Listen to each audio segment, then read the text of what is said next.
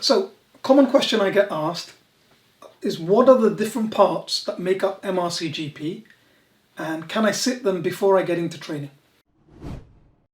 So first of all, there are 3 parts of MRCGP UK. You cannot sit any of them until you've started GP training in the UK. So unlike things like MRCP, which you can sit before you even start training, MRCGP UK, you can only sit the components once you've started GP training in the UK. So there are 3 parts. MRCGP workplace-based assessment. This is continuous assessment that happens in all 3 years. So even in your first year of training, within a couple of weeks of starting, you're going to start having to do lots of assessments. So there's a certain number of checkpoints that you need to achieve in order for you to complete year 1 and go into year 2. It's not automatic that just because you started training, that after a year, you'll automatically progress. If you don't do all of your learning logs, meet the requirements for workplace-based assessment, then you might need to extend your training, you might need to repeat a block, you might need to do more time or do additional assessments to meet the requirements before you're allowed to go into the next year. Okay, so in each year there's a certain number and different types of assessments that you need to get done. So that's throughout the whole of it.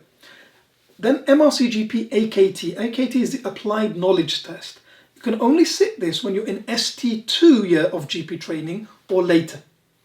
It's a 3-hour and 10-minute assessment done on computer, and it's testing knowledge and skills at the level of a qualified GP. So 80% of the questions, there's 200 questions in the exam, 80% of them are clinical knowledge relevant to UK general practice.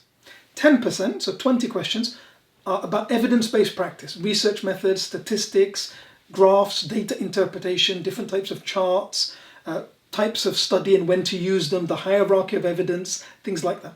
And 10% is the organizational or admin domain. So things like different types of certification, forms, medical legal issues, GMC, duties of a doctor in relation to general practice, ethics, confidentiality, different types of medical legal scenarios, the GP contract, GMS, PMS, APMS, PCLMS, and which one applies when, things like that. Okay, so you can only sit this, as I mentioned, in year 2 or later of training. You cannot sit MRCGP AKT in year 1.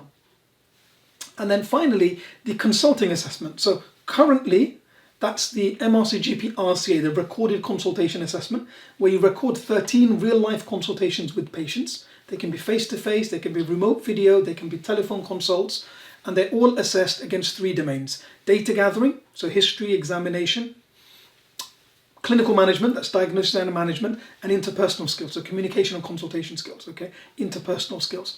Now, that is planned to be replaced.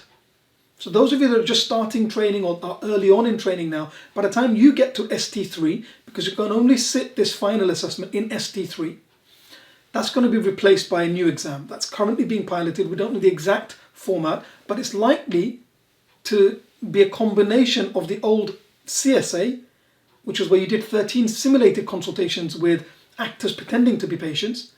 It's likely to take some parts of the CSA and some parts of the RCA, i.e. you might be submitting some real-life consultations that have been recorded, and you might be doing some simulated consultations to standardize and see how you deal with perhaps some challenging or complex or things that you might not always see day-to-day in practice, but need to know how to deal with if you do come up with it.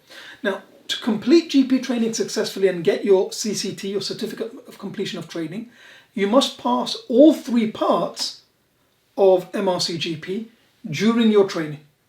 Okay? As well as that, you also need to complete the actual training time, so it's 36 months if you're doing it full-time as a minimum.